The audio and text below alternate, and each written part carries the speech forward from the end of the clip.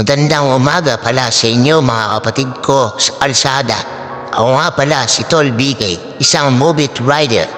Halika at makinig ka at pakinggan mo kung bakit mas pinili ko ang hanap buhay na ito bilang isang mobile rider.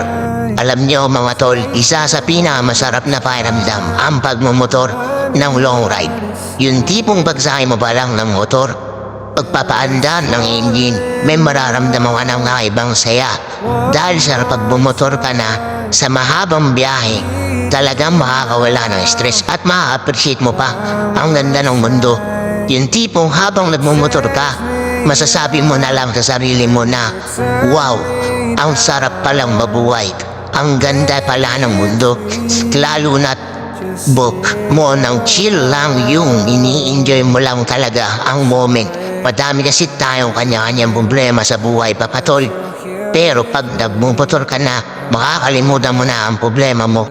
Lalo na kapag maganda ang view, maganda ang customer, charot. Joke lang yon mga tol. Tapos hindi mo na mamamalayan na magkakaroon ka pala ng positive mindset dahil magaan na ang pakiramdam mo. Kaya kapag stress ka na, kailangan mo na lang talaga minsan ng mahabang biyahe bilang isang pahinga.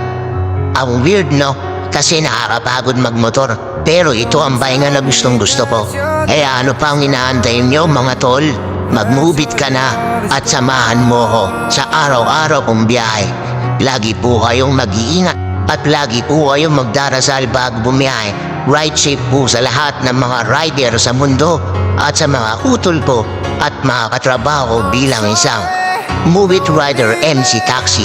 Saludo po ako sa inyong lahat mga tol. Let's go!